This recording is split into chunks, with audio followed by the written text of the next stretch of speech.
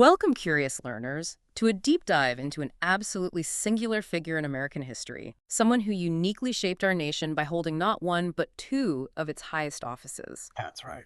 When we typically think of U.S. presidents, our focus naturally centers on their time in the White House. Sure, the Oval Office years. But what if that was just one fascinating chapter in an even more extraordinary legal and political odyssey, a journey that led them to the pinnacle of both the executive and judicial branches? Today, we're unpacking the remarkable and often surprisingly nuanced life of William Howard Taft, the 27th President of the United States and, later, the 10th Chief Justice of the Supreme Court. The only one ever. The only person ever to hold both of these monumental roles. It's a journey brimming with personal ambition, unexpected twists, and a constant wrestle with the balance of power, not just in the government, but maybe within himself, too. Our mission for you today is to navigate a rich stack of sources, primarily a comprehensive Wikipedia overview of Taft's life, and to extract the pivotal moments and surprising insights that truly define his legacy. Yeah, we're digging in. We're going to explore his rapid ascent, the complexities of his presidency, his truly unexpected second act on the Supreme Court, and how historians view him today. We're going to give you that shortcut to truly being well-informed about a man whose impact stretched far beyond the Oval Office. Definitely. Okay, let's unpack this. Let's do it. So we're starting our journey in Cincinnati, Ohio, where William Howard Taft was born on September 15th, 1857. It's immediately clear he hailed from a family deeply, almost inherently embedded in public service. Oh, absolutely. His father, Alphonso Taft, was quite the prominent figure herself, serving as U.S. Attorney General and Secretary of War under President Ulysses S. Grant. That sets an incredibly high bar for a young man, doesn't it? It absolutely does, and our sources really emphasize his high-achieving background. The pressure for success, particularly from his demanding parents, was a constant force in the lives of William and his four brothers. Right. What's particularly insightful here is that William Howard Taft wasn't necessarily lauded as a brilliant prodigy in his youth, but he was consistently described as a diligent, hard worker. This early, almost relentless emphasis on effort over innate genius truly laid the disciplined foundation for his entire career, shaping his methodical approach to administrative and judicial roles later in life. And he certainly channeled that work ethic at Yale College, which he entered in 1874. While we often associate him with intellectual heavy lifting, our sources delightfully tell us that the heavyset jovial Taft was popular and an intramural heavyweight wrestling champion. Oh, yeah, that's a great detail. He graduated second in his class of 121 in 1878, which again speaks volumes about his dedication and ability to apply himself fully regardless of the challenge. Exactly. Hard work paying off over perceived genius. And what's also quite a surprising fact for many, and a testament to his family's enduring influence, is his membership in Skull and Bones. Ah, yes. The secret society. This exclusive Yale secret society was actually co-founded by his father, Alphonso. This connection links William Howard Taft directly to an influential network that would include future presidents like George H.W. and George W. Bush, suggesting a lineage of power and connection that ran deep from his earliest days. After Yale, he didn't waste any time entering the legal field. He attended Cincinnati Law School, graduating with an LLB in 1880, but his legal training wasn't confined to the classroom. No, that's cute. He also worked on the Cincinnati commercial newspaper and read law in his father's office. This was crucial. It wasn't just theoretical learning. He was covering local courts, immersing himself in the practical, day-to-day application of the law, gaining invaluable real-world knowledge that went beyond textbooks. Right, hands-on experience. He passed the bar easily, which isn't surprising given this hands-on approach. Indeed, his initial steps into government reflected this blend of practicality and unwavering principle. In October 1880, he served as assistant prosecutor for Hamilton County, Ohio, handling routine cases. Then, in 1882, President Chester A. Arthur appointed him Collector of Internal Revenue for Ohio's 1st District. Here's where an early, defining sign of his commitment to meritocracy and the rule of law truly emerged. He resigned in March 1883, flat out refusing to dismiss competent employees just for purely political reasons. Wow. Early on. Yeah. This signaled, very early on, that his principles would often outweigh political expediency, a theme we'll definitely see repeat. So right from the start, a commitment to what he believed was right, even if it cost him a position. He wasn't out of the judiciary for long, though. Not at all. At just 29 in 1887, he was appointed to a vacancy on the Superior Court of Cincinnati and later elected for a full 5-year term. He was on a very fast track, demonstrating remarkable competence and a clear path forward. And it was during this time, in 1889, that he issued a significant legal opinion in Moores & Covey Bricklayers Union No. 1, ruling a union's secondary boycott illegal. Okay, labor unions. This raises an important question for us. How did this early ruling on labor unions foreshadow later challenges to his judicial philosophy? It showed a consistent interpretation of what was permissible under the law, and it would certainly become a point of contention that resurfaced during his more prominent political career. It's a key glimpse into his judicial temperament, really. Beyond his public career, his personal life was also taking shape. He married Helen Herron, known to many as Nellie, in 1886. Nellie, a major influence. Clearly a force of nature, described as highly ambitious for her husband, sometimes critical, and playing a very significant, almost driving role in his career trajectory. They went on to have 3 children, including Robert, who would become a prominent U.S. Senator himself. It's absolutely crucial to note that even at the age of 32, a seat on the U.S. Supreme Court was already his professional goal. Yeah. He actively sought an appointment in 1889, but felt it was unlikely, given the limited vacancies. Yet that ambition remained a powerful underlying current throughout his entire life, a guiding star that he would eventually reach, but not without significant detours. His rapid ascent continued when he was appointed Solicitor General by President Benjamin Harrison in 1890. This role seems to have been a perfect fit for his meticulous and systematic nature. It really does. He quickly cleared a backlog of cases and, crucially, immersed himself in federal law and procedure, which he hadn't needed to master as an Ohio state judge. He truly made that role his own. He proved incredibly effective, winning 15 of the 18 cases he argued before the Supreme Court. It's a pretty good record. Not bad at all. But what's truly fascinating and a testament to his commitment to justice was a significant policy innovation he introduced in 1891, the confession of error policy. Explain that a bit.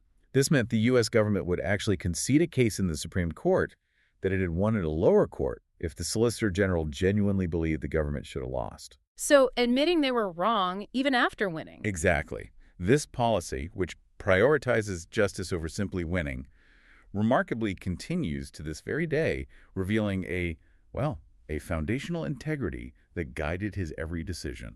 That's quite something. But that Supreme Court ambition was still calling. Always there. He resigned as Solicitor General in March 1892 to accept a lifetime appointment to the newly created Sixth Circuit Court of Appeals, seeing it as a more direct, perhaps surer path to the Supreme Court. Calculated move. These years, from 1892 to 1900, were reportedly a period of personal and professional contentment, a comfortable life supplemented by his wealthy half-brother, Charles.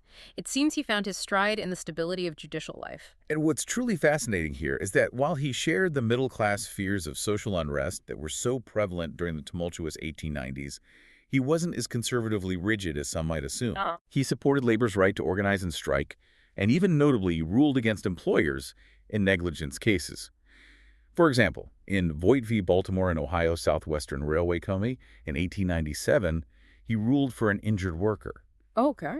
Though that decision was later reversed by the Supreme Court because it violated the then prevalent liberty of contract doctrine, an idea that individuals should have near absolute freedom to negotiate work terms without government intervention. Right, that old doctrine. This shows a certain judicial independence and willingness to side with the individual, even if it meant challenging established economic norms of the time. That's a powerful contrast, demonstrating a nuanced approach. And then there's United States v. Addiston Pipe and Steel Co. in 1898. Ah, yes. Antitrust. His opinion, upholding the Sherman Antitrust Act against the Pipe Manufacturers Association, was unanimously affirmed by the Supreme Court and, crucially, definitely and specifically revived antitrust legislation after a period of dormancy. A big deal for the Sherman Act. So, you see early on his deep commitment to the rule of law and his willingness to grapple with the evolving landscape of corporate power, which would become a hallmark of his executive career as well. Indeed.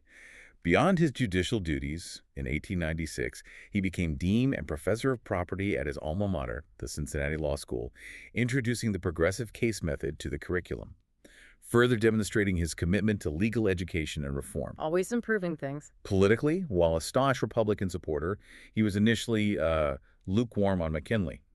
However, He quickly fell firmly into McKinley's camp after William Jennings Bryan's fiery Cross of Gold speech in 1896, The famous speech. viewing free silver as economic radicalism and a genuine threat to financial stability. And even in these formative years, his vision extended beyond national borders.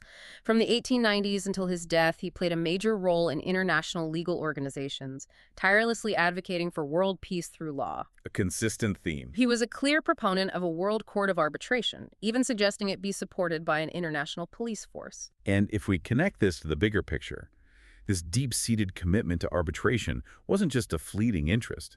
It was a foundational belief for Taft.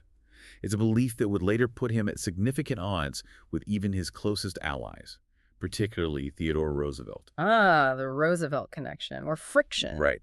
Roosevelt often believed more in military strength and decisive action than in abstract legal agreements for resolving international disputes. This is a consistent ideological thread that weaves through Taft's entire career, defining his approach to global affairs. Now, that long-standing ambition for the Supreme Court gets put on a fascinating, unexpected detour: the Philippines. Totally unexpected. In January 1900, President McKinley called Taft to Washington, not for a Supreme Court seat, as Taft had hoped, but to head a commission to organize a civilian government in the recently acquired Philippines.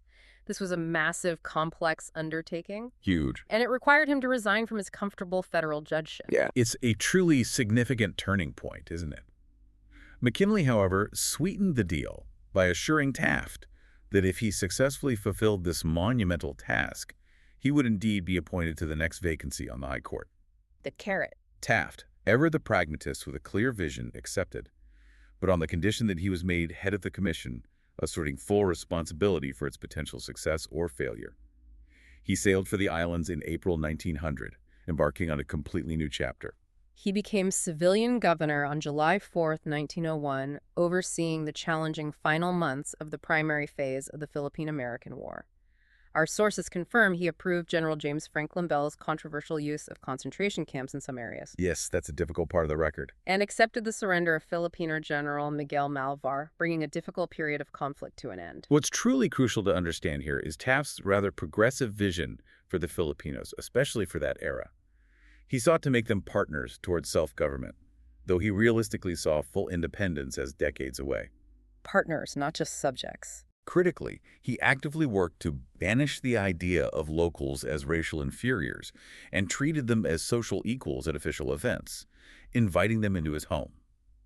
This marked a clear and quite progressive departure from the more common colonial attitudes, genuinely aiming to foster partnership rather than just administer a distant possession. That's a really important nuance, isn't it? Not just administering, but aiming to foster a genuine partnership, which was quite forward-thinking for the era. Absolutely. Following McKinley's assassination in September 1901, Theodore Roosevelt became president.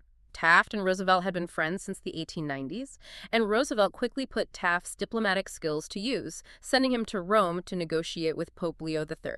The Vatican mission. The mission was to purchase lands held by Catholic religious orders and arrange the withdrawal of Spanish priests, as these landholdings were a significant source of tension and unrest in the islands.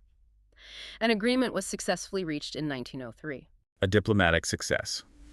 Despite this critical work and his ultimate goal of the Supreme Court, in late 1902, Roosevelt offered him a seat on the High Court. But Taft, remarkably, refused. Turned it down. His dream job. He did. He firmly felt his work as governor was unfinished, demonstrating an extraordinary sense of duty and commitment to the task at hand, even over his deepest personal ambitions. This really speaks to his integrity. That deep commitment eventually led him into his next major role, Secretary of War. Roosevelt appointed him to this position in 1904. Right, a key cabinet post. The War Department, at that time, administered the Philippines, which strategically allowed Taft to continue oversight of his previous work. Roosevelt explicitly wanted him as a trusted troubleshooter in difficult situations, a reliable legal advisor, and a prominent campaign speaker as Roosevelt sought election in his own right.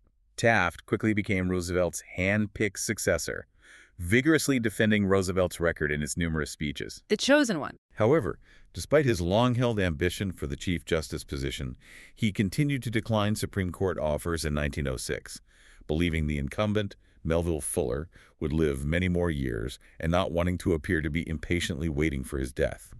Interesting calculation. This calculated patience speaks volumes about his long-game strategy. The monumental Panama Canal construction also fell under the War Department's purview. Taft visited the site in 1904 and, displaying his knack for identifying talent, recommended Army engineer George W. Goethals, Yeah. under whom the project advanced smoothly and effectively. This shows his practical aptitude for managing large-scale infrastructure and his ability to put the right people in charge. His role as a troubleshooter extended beyond the Philippines and Panama to Cuba. In September 1906, after President Tomas Estrada Palma asked for U.S. intervention due to widespread fraud and corruption, Taft declared himself provisional governor of Cuba for 2 weeks. Just 2 weeks. Yeah. His stated aim was to reassure Cubans of U.S. intentions for stability, not occupation, showcasing a nuanced approach to regional stability rather than outright annexation or military conquest. He also remained heavily involved in Philippine affairs, notably urging duty-free admission of Philippine agricultural products to the U.S., believing it would benefit both economies. Right, pushing for trade. He even threatened to resign when Roosevelt, facing complaints from U.S. growers concerned about competition, remonstrated with him. Roosevelt wisely dropped the matter, showing Taft's conviction on the issue. On both of his Philippine trips as Secretary of War, Taft made crucial stops in Japan, meeting with top officials. In July 1905, he signed a memorandum with Japanese Prime Minister Katsura Taro, a quiet but incredibly significant agreement. The Taft-Katsura Memorandum. It reaffirmed that Japan had no intention to invade the Philippines, and in return, the U.S. did not object to Japanese control of Korea. This Taft-Katsura Memorandum is a fascinating example of personal diplomacy and a subtle reaffirmation of spheres of influence that profoundly shaped the Pacific region for decades. Wow. During his second visit in 1907, there was also an informal agreement to issue fewer passports for Japanese laborers to the American West Coast due to growing U.S. concerns about immigration. Okay, managing tensions there, too. As the 1908 presidential election approached, Roosevelt had publicly declared he wouldn't run again, a pledge he would later deeply regret. Famously regretted it. However, feeling bound by his word, he firmly believed Taft was his logical successor and used his considerable control of the Republican Party machinery to aid his heir apparent, even requiring political appointees to actively support Taft or remain silent. Putting his thumb on the scale, you could say. Taft faced little serious opposition at the 1908 Republican National Convention, securing a first-ballot victory, largely thanks to Roosevelt's backing. However, an early sign of the internal party divisions that would plague his presidency emerged. Uh-oh. He was unable to get his preferred progressive running mate and instead found himself with conservative James S. Sherman of New York. A compromise ticket, not ideal for party unity. He faced William Jennings Bryan, the Democratic nominee for the third time, who skillfully positioned himself as the true heir to Roosevelt's progressive mantle. Bryan again. Persistent. Taft, for his part, supported most of Roosevelt's policies, but sought a more legal and constitutional basis for them. He advocated for a constitutional amendment for an income tax to explicitly overrule previous Supreme Court decisions and specific legislation for trusts. He also opposed Bryan's bank guarantees, favoring a postal savings system instead. So, continuity, but with a more legalistic approach. Taft's campaign was somewhat hampered by the public perception that he wasn't entirely his own man. This was fueled by his habit of seeking Roosevelt's judgment on his acceptance speech and other matters. Yeah, the shadow loomed large. Roosevelt was so heavily involved that humorists widely joked Taft actually stood for "take advice from Theodore." Ouch, that probably stung. This perception certainly contributed to Nellie Taft's growing distrust towards the Roosevelts, sensing the shadow her husband was living under. You can understand why. Despite these challenges, Taft won comfortably with 321 electoral votes to Bryan's 162, though only 51.6% of the popular vote. A solid win, electorally. Nellie Taft, ever astute, noted his lack of political game-playing skill, a trait that would both define and complicate his presidency. Not a natural politician in that sense. And in a rather unique historical footnote, Taft was recognized as a Mason at site in February 1909, just before his inauguration. Interestingly, Ike Hoover, the long-serving White House usher, also observed that Taft's visits to Roosevelt decreased significantly after the election, subtly indicating a growing distance between the two former allies. The first signs of the rift. And so we move into the presidency, a period often remembered for its complexities and political storms. Taft was sworn in on March 4, 1909, in a rather unusual inauguration inside the Senate chamber due to a severe winter storm. A blizzard inauguration. An omen, perhaps, of the turbulent years ahead. He certainly pledged to maintain and enforce his predecessor's reforms, ensuring they were long-lasting, but his administration immediately marked a definite shift in style. It moved from Roosevelt's charismatic, almost theatrical leadership to Taft's quieter passion for the rule of law. Different personalities, different approaches. He simply didn't cultivate the press as Roosevelt had, which contributed to a very different and sometimes less favorable public perception of his time in office. Interestingly, he also retained only 2 of Roosevelt's cabinet members, appointing Philander Knox as Secretary of State, signaling a clear intention to establish his own team and direction. Putting his own stamp on things. This personal struggle really highlights a profound, lesser-known aspect of his presidency and must have placed immense strain on him.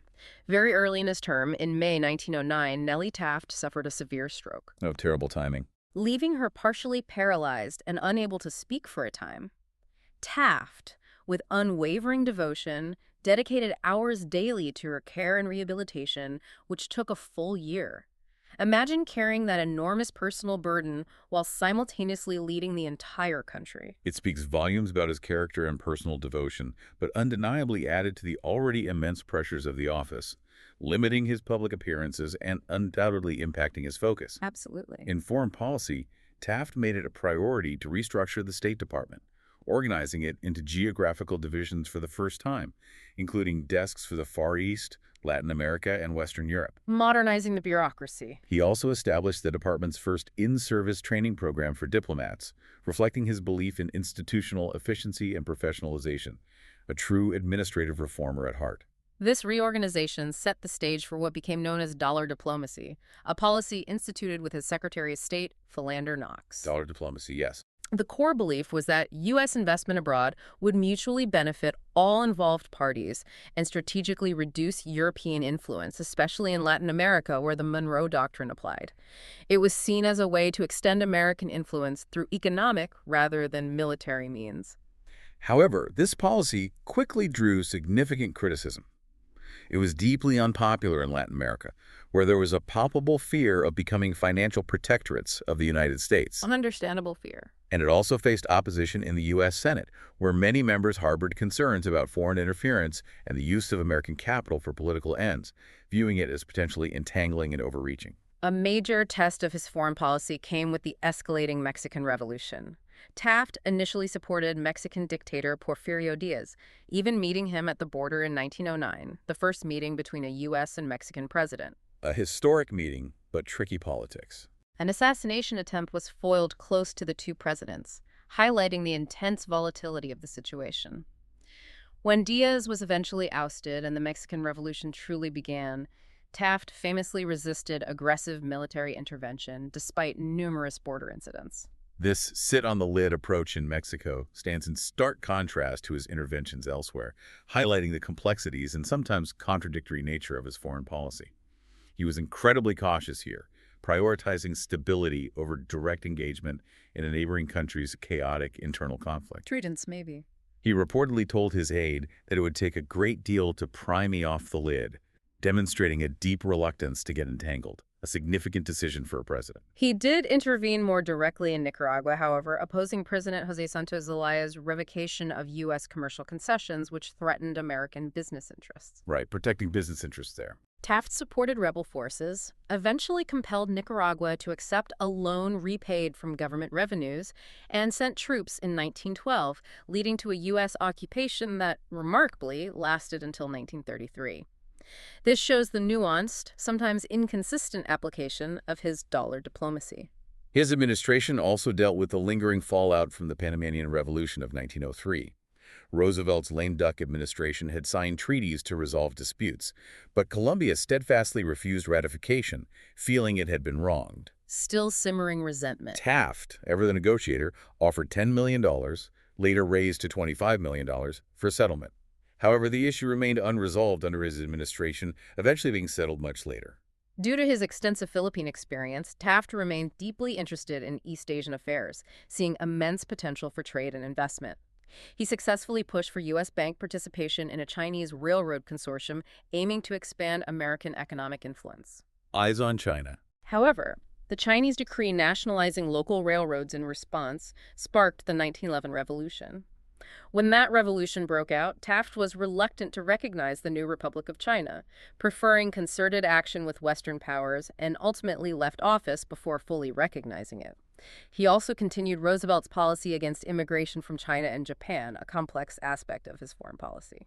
In Europe, Taft opposed the traditional practice of rewarding wealthy supporters with ambassadorial posts, preferring qualified professional diplomats. Merit over patronage, again. He tirelessly negotiated arbitration treaties with Britain and France, aiming for peaceful dispute resolution for virtually all international disputes, which was a very ambitious goal for the time. That arbitration theme again? However, the Senate, which had not been adequately consulted during these negotiations, added amendments that effectively killed the agreements, a major blow to his world peace through law philosophy. Senate pushback. Familiar story. This persistent pursuit of arbitration, even when stymied by the Senate, truly reinforces his deeply held belief in legal solutions over military force, a stark contrast to Roosevelt's later views. Despite the failure of these broad treaties, his administration did successfully settle several specific disputes with Britain by peaceful means, including boundary disputes and fishing rights, through arbitration. Domestically, Taft continued and even significantly expanded on Roosevelt's trust-busting efforts, filing a remarkable 70 cases in his 4 years, compared to Roosevelt's 40 in 7. More trust-busting than TR, actually. He successfully pursued cases against industrial giants like Standard Oil and American Tobacco, proving he was no slouch in breaking up monopolies. However, his antitrust actions, ironically, also deepened the growing rift with Roosevelt. In October 1911, his Justice Department controversially sued U.S. Steel. Uh-oh. Why controversial? The lawsuit's pleadings alleged that Roosevelt, quote, had fostered monopoly and had been duped by the company, a charge that deeply offended Roosevelt and severely exacerbated their growing conflict. Calling out his predecessor like that, oof. A later suit against International Harvester in early 1912, which Roosevelt's administration had previously investigated but not acted upon, also became politically charged, further fueling the former president's challenge. This really shows how quickly a policy difference can become a personal and political war. Then there was the contentious issue of tariffs and the Payne-Aldrich Act. Protectionism was a core Republican position, and the 1908 platform supported revisions to the Dingley Act, which Taft crucially interpreted as reduction. Interpreted as reduction. Key point. He called a special session of Congress in March 1909 to address it, thinking it would be a straightforward path to reform. The controversy was immediate and profound, becoming a defining moment of his presidency. While the House bill initially reduced tariffs slightly, the Senate, led by the powerful Nelson W. Aldrich, added numerous amendments that actually raised rates. Raised them, the opposite of what he wanted. Taft then refused to call the final bill inconsistent with the party platform, which deeply angered progressive Republicans. This is a pivotal moment because Taft's handling of the tariff bill alienated a crucial progressive wing of his own party, setting the stage for future conflicts and contributing to the deep wounds that never healed within the Republican ranks. It showed his rigid adherence to procedure over political expediency. During that heated debate, when opponents proposed an income tax as an alternative, Taft argued it would be struck down by the Supreme Court based on existing precedent. Smart legal prediction, perhaps. Instead, a constitutional amendment was proposed, passing both houses by July 1909, and was eventually ratified as the 16th Amendment by 1913, allowing for a federal income tax. Taft then signed the controversial Payne-Aldrich Tariff on August 6, 1909, to immediate public outcry. So the tariff was unpopular, but the income tax amendment came out of it. Interesting side effect. He also urged a free trade accord with Canada in 1910, believing in its economic benefits. Reciprocity with Canada. It passed Congress, but the Canadian Parliament deadlocked on the issue, and Prime Minister Laurier's government was ultimately defeated in the 1911 election over the proposed agreement. This further divided the Republican Party, showcasing Taft's willingness to pursue policies that he believed were sound, even if they risked internal party harmony or political capital. But perhaps one of the most damaging domestic policy issues for Taft, and certainly for his relationship with Roosevelt, was the Ballinger-Pinchot affair. The conservation fight. This was huge. Roosevelt was a staunch conservationist, aided by his close friend and chief forester Gifford Pinchot. Taft agreed with conservation but preferred legislative action over executive orders.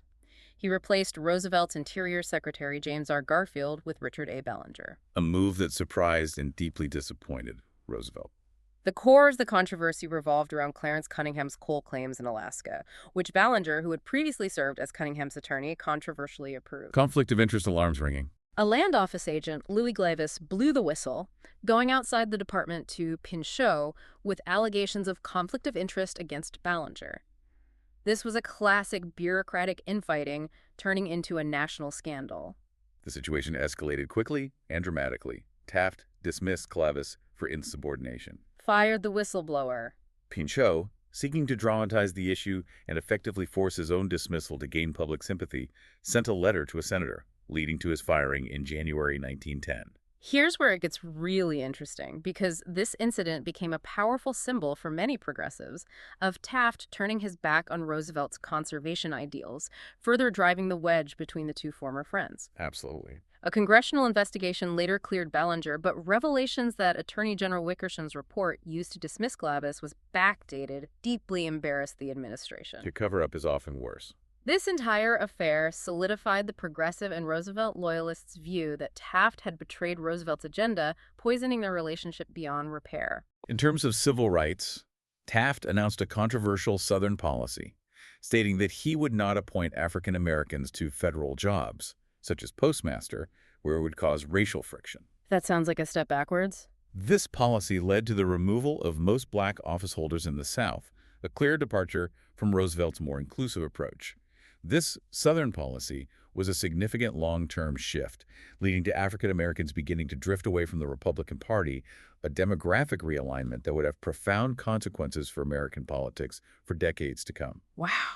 Major long-term impact. He also notably vetoed a bill restricting unskilled laborers via a literacy test, generally supporting free immigration. So a mixed bag on those issues. Interestingly, Taft, a Unitarian himself, also championed a favorable reappraisal of Catholicism's historic role in America. Building bridges there. He praised figures like Junipero Serra and addressed Notre Dame, which helped to neutralize anti-Catholic sentiments prevalent at the time, demonstrating his willingness to bridge cultural and religious divides. It's also worth noting the extensive judicial appointments Taft made during his presidency.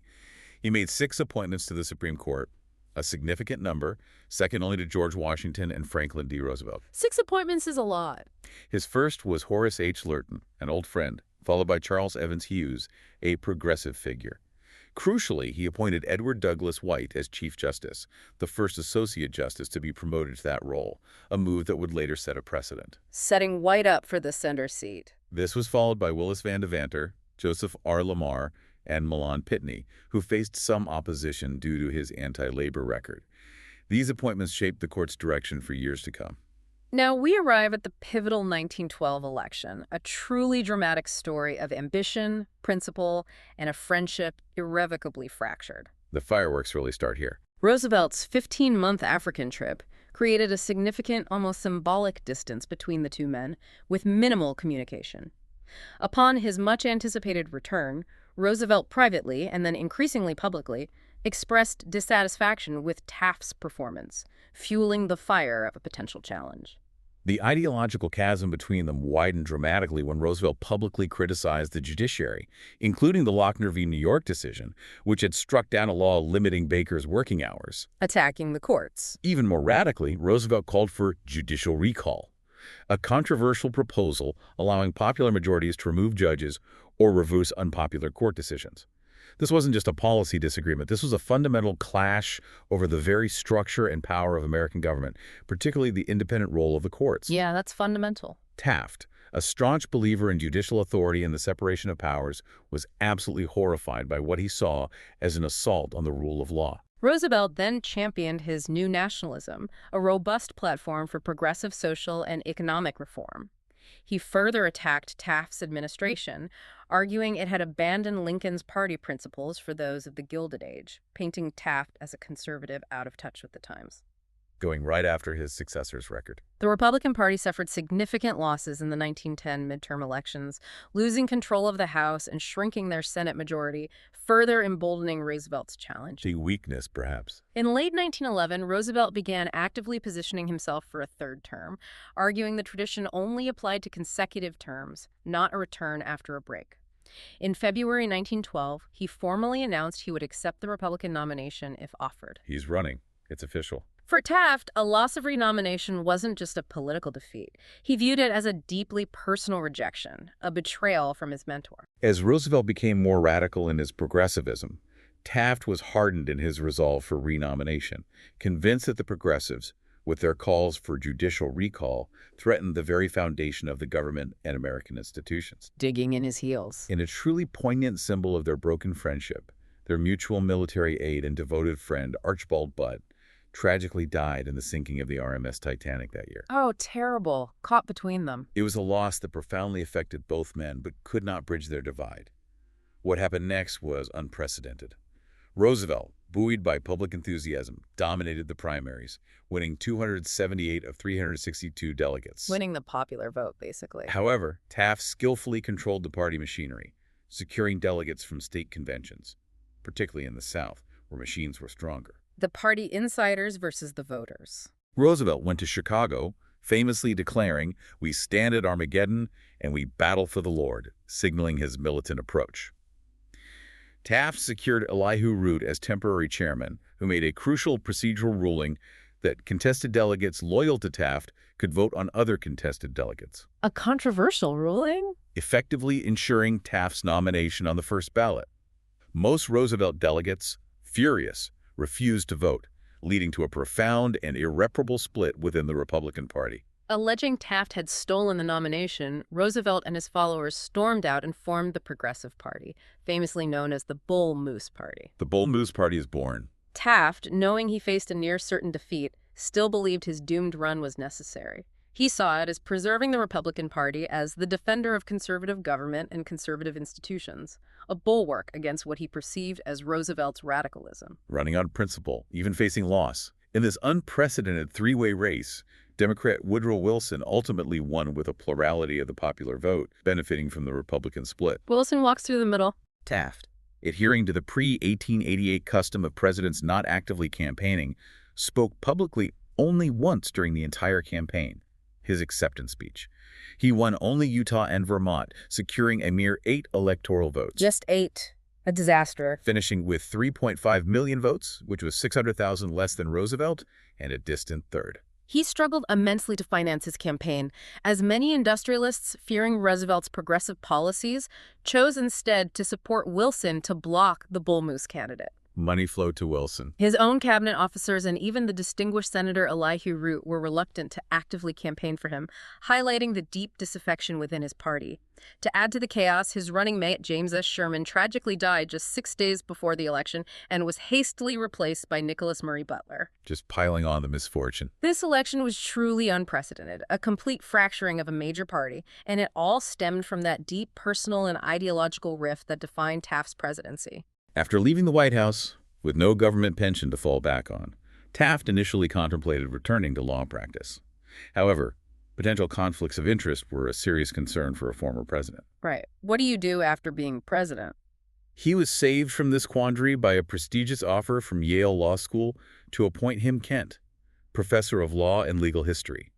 He accepted, arriving in New Haven in April 1913, and began lecturing on questions of modern government, finding intellectual solace in academia. Back to Yale, full circle. He steadily earned money through paid speeches and magazine articles, wisely increasing his savings after the financial strain of the presidency. And to pay the bills. While at Yale, he wrote Our Chief Magistrate and His Powers in 1916, a thoughtful and significant constitutional treatise on the powers of the presidency, partly as a reasoned response to Roosevelt's criticisms about the office. This really shows his intellect and his need to clarify the role of the president through a legal lens. Setting the record straight, in his view. He also continued his public service in other capacities, notably as president of the Lincoln Memorial Commission, successfully advocating for the use of Colorado Yule marble for the memorial. The Lincoln Memorial. A full-circle moment would see him dedicate this very memorial as Chief Justice in 1922. He was also elected president of the American Bar Association, where he notably critiqued the direct election of judges, reinforcing his belief in an independent judiciary removed from raw political pressure. Consistent on judicial independence, a significant moment for him personally and professionally came with Wilson's nomination of Louis Brandeis to the Supreme Court in 1916.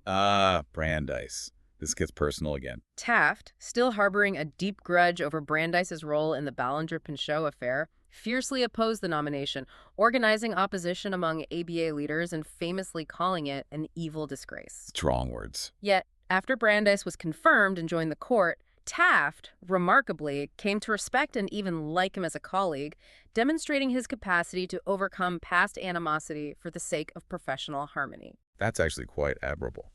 Taft and Roosevelt remained deeply embittered for years, meeting only once at a funeral for a brief, formal exchange. Just once in years. Wow. However, a formal and moving reconciliation finally occurred in 1918 in Chicago, a testament to the enduring bond beneath the political animosity. Roosevelt tragically died in January 1919, and Taft wrote movingly, "Had he died in a hostile state of mind toward me, I would have mourned the fact all my life.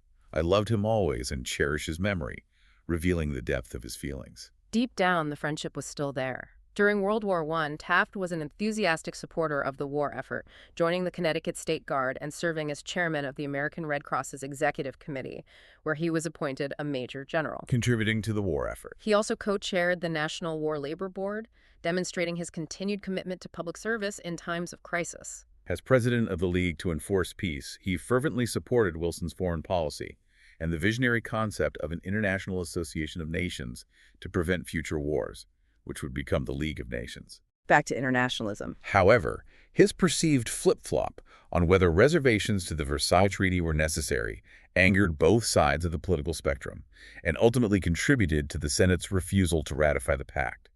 It showed his continued, yet sometimes politically clumsy commitment to international arbitration, even in the face of intense political headwinds. Now we arrive at what many, including Taft himself, considered his true calling, his ultimate professional ambition, the Chief Justice years. Finally, the job he always wanted. After supporting Harding's 1920 presidential campaign, Harding, in a rather casual manner, offered him a Supreme Court appointment in December 1920. Taft, ever the man with a clear ambition and sense of his own stature, stated quite directly that he would only accept the Chief Justice position. Chief or nothing. This was a non-negotiable condition given his prior service as president and having already appointed 2 of the sitting associate justices. He also firmly believed Chief Justice White was keeping the position for Taft, hinting at a quiet understanding. Interesting inside baseball. When White died in office on May 19, 1921, Taft sprang into action, actively lobbying for the position behind the scenes, particularly with influential Ohio politicians in Harding's inner circle. Working the connections. His efforts paid off handsomely. He was named Chief Justice on June 30th, 1921, and in a remarkably swift confirmation, approved the very same day by a 61-4 Senate vote. Confirmed the same day. He thus became the first and, to date, only person to serve as both President and Chief Justice of the United States. This truly was the job he always wanted, his professional goal since he was 32, a remarkable second act for a former president, a destiny fulfilled. The Taft Court quickly compiled a generally conservative record in Commerce Clause jurisprudence. That's the body of law defining the boundaries of federal power to regulate businesses across state lines. Right, limiting regulation. Making it difficult for both federal and state governments to regulate industry, and often striking down state laws. For example, in Bailey v. Drexel Furniture Company in 1922, Taft wrote the 8-1 majority opinion, overturning a federal law that attempted to end child labor through taxation. How did he justify that? He argued the tax was regulatory, not genuinely revenue-generating, thus infringing on states' 10th Amendment rights, essentially saying Congress couldn't use taxes as a disguised way to regulate things typically left to the states. Yet he wasn't uniformly opposed to federal regulation. In Stafford v. Wallace, 1922, he upheld federal regulation of stockyards. Right, the stockyards case. Finding that animal processing was so closely tied to interstate commerce that federal intervention was indeed justified. This shows a pragmatic, rather than purely ideological, application of his judicial philosophy, recognizing the complex realities of a national economy. His jurisprudence wasn't uniformly conservative, though, and this is an important nuance. He offered a rare dissent in Adkins v. Children's Hospital, 1923, which struck down a minimum wage for women in D.C. He dissented there. Interesting. Taft found the majority's view, which argued that the 19th Amendment granting women the right to vote meant equal bargaining power in the workplace, to be unrealistic. His dissent here is particularly insightful, showing a pragmatic view of economic reality and a concern for vulnerable workers that sometimes transcended his general conservative leanings on business issues, acknowledging that legal equality didn't always translate to economic equality. In Balzac v. Puerto Rico, 1922, he delivered a significant ruling on territorial law, stating that constitutional protections only applied to Puerto Rico residents if Congress explicitly decreed them, as it was not a territory designated for eventual statehood. Defining rights in territories, that's still relevant today. Taft also left a significant mark on the separation of powers. In Myers v. United States, 1926, he wrote the 6-3 majority opinion, asserting that Congress could not require Senate approval for presidential removal of appointees, Strengthening the presidency. He considered this his most important opinion, effectively invalidating the repealed Tenure of Office Act from Reconstruction and profoundly strengthening executive power, a full-circle moment for a former president. Wow. Undoing a Civil War-era law. The following year, in McGrain v. Dougherty, 1927, a unanimous court found Congress had authority to conduct investigations as an auxiliary to its legislative function, confirming a crucial power of the legislative branch. When it came to individual and civil rights, the Taft Court laid some foundational groundwork for applying First Amendment free speech and press clauses against states through the 14th Amendment, as seen in Gitlow v. New York, 1925. The incorporation doctrine starting to form. Even as they upheld a criminal anarchy conviction in that case, the majority and minority opinions inadvertently opened the door for future applications of the Bill of Rights to state actions. They also made important rulings on parental rights and religious freedom. In Pierce v. Society of Sisters, 1925, the court unanimously struck down an Oregon law that banned private schools, Protecting private education. upholding parental rights to control their children's education, and striking a significant blow for religious freedom, particularly for Catholic schools that were targeted by the law. This demonstrated a strong defense of individual and religious liberty against state overreach.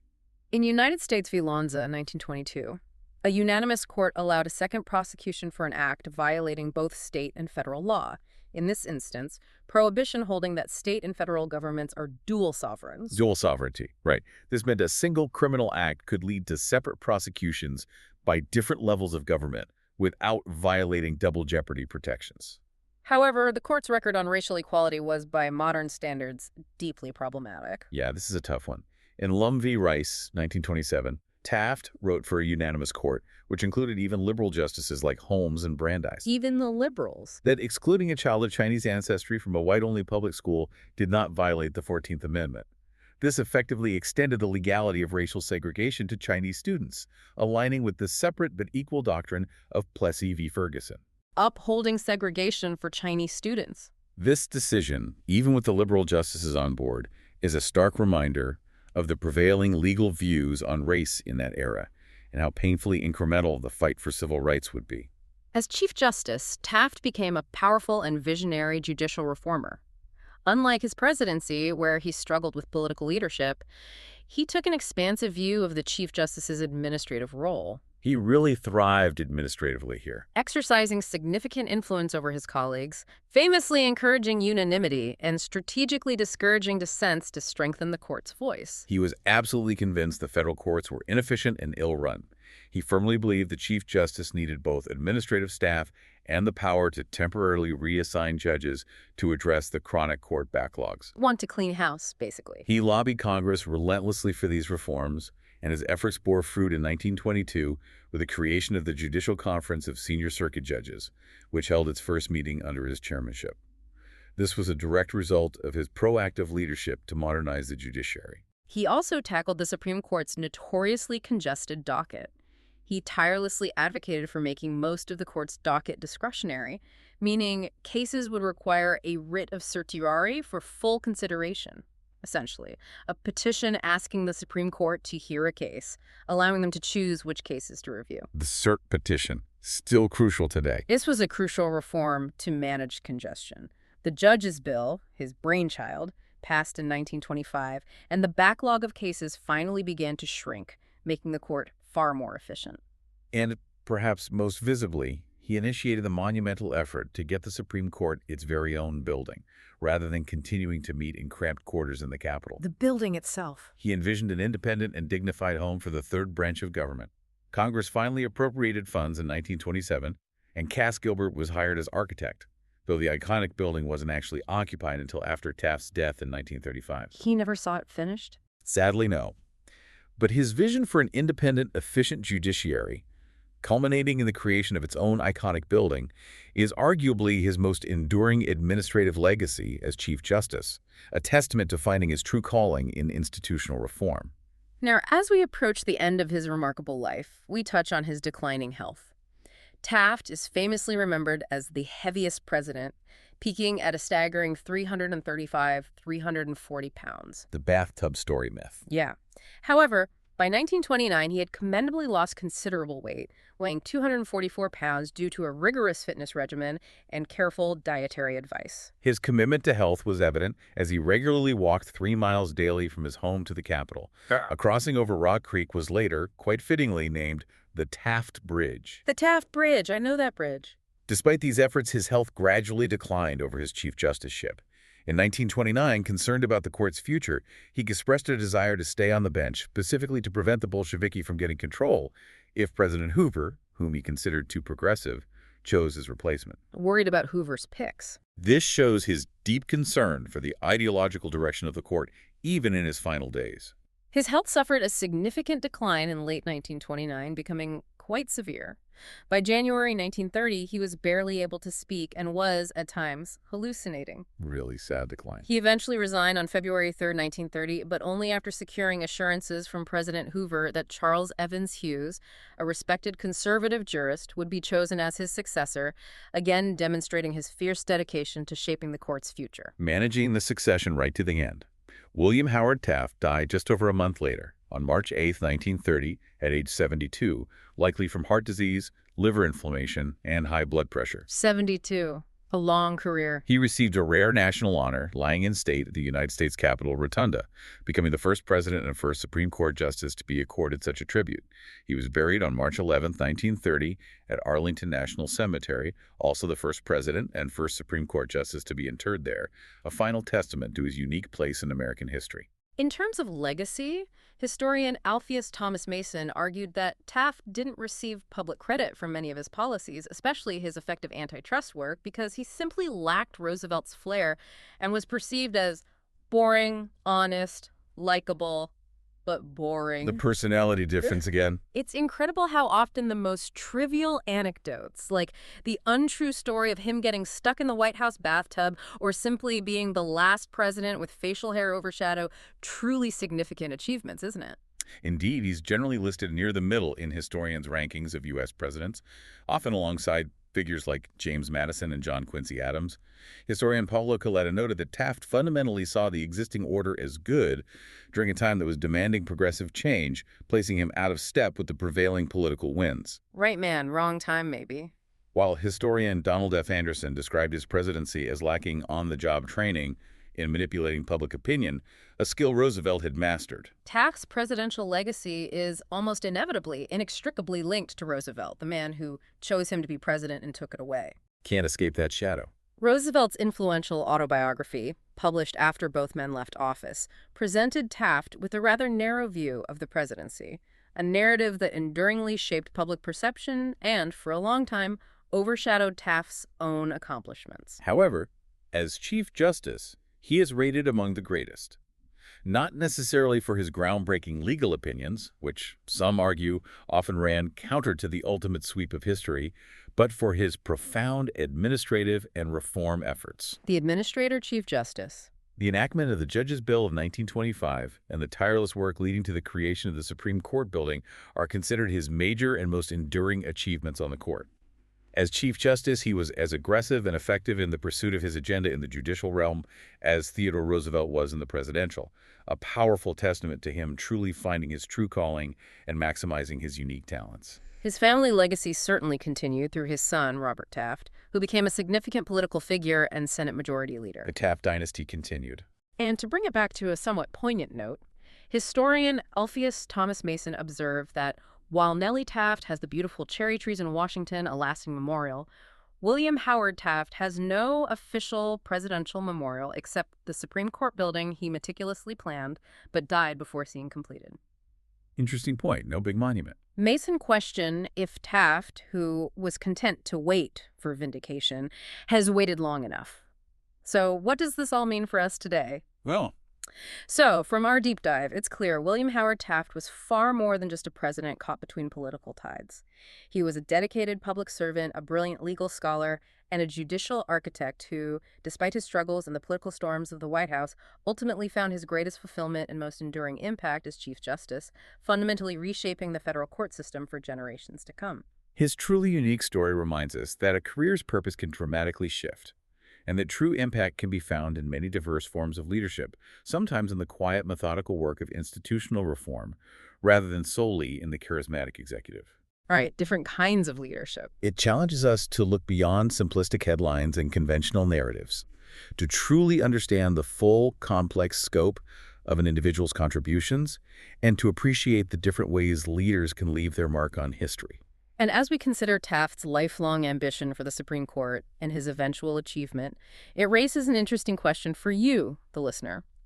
How do we balance personal ambition with public service, especially when the path to our ultimate goal involves roles we might not initially desire, but which ultimately shape us profoundly? Good question. What unexpected detours might ultimately lead you to your truest calling?